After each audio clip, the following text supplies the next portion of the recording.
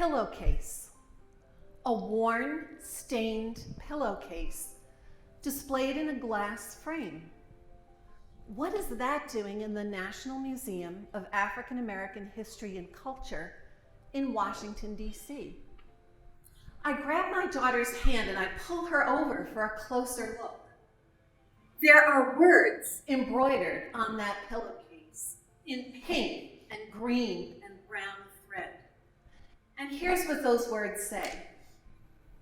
My great-grandmother Rose, mother of Ashley, gave her this sack at age 9 when she was sold in South Carolina.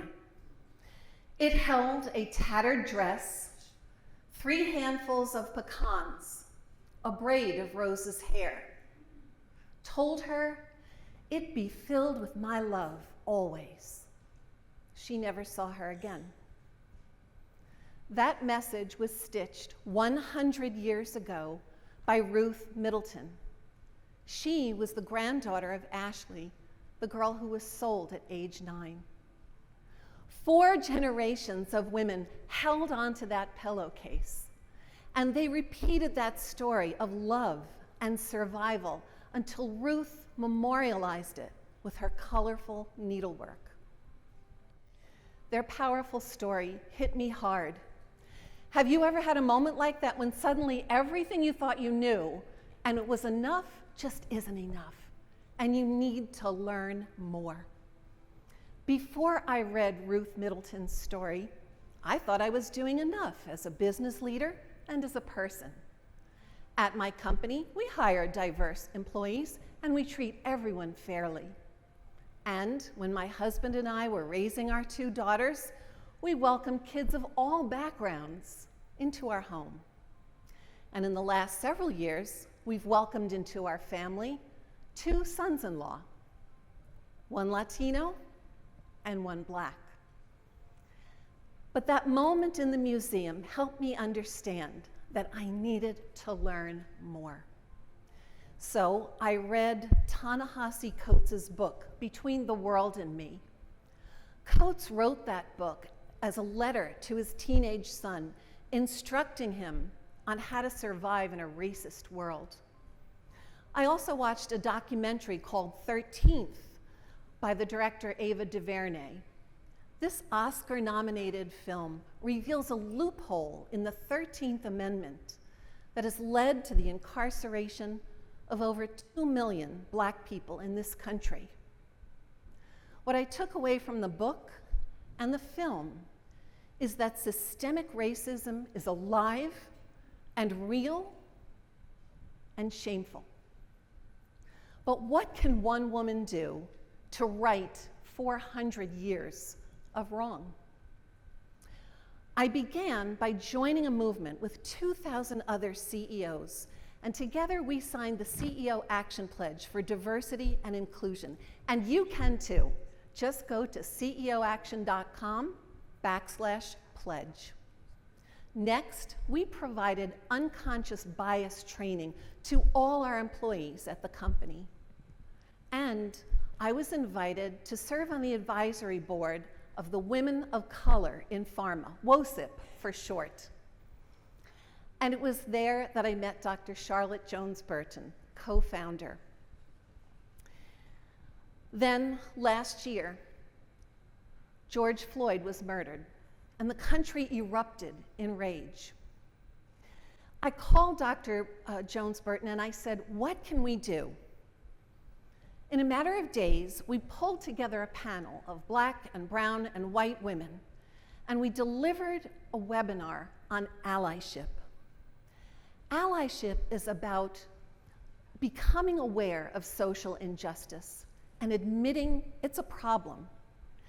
It's about being willing to challenge myself to learn, even when what I learn makes me uncomfortable. And allyship is about taking action. It's about using my power and my privilege to make a difference in the lives of others, because as a leader, I can. For me, allyship is the new leadership. Earlier this year, a colleague and I conducted a global online focus group on the topic of diversity, equity, and inclusion in the workforce. People from all around the world told us their stories, and one common theme emerged: belonging.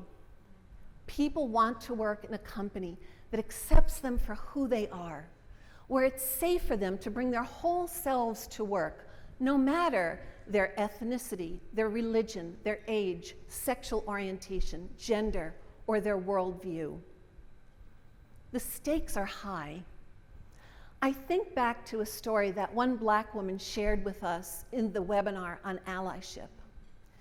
She recalled that on the day after George Floyd died, she was so upset she could barely concentrate on any of her Zoom meetings.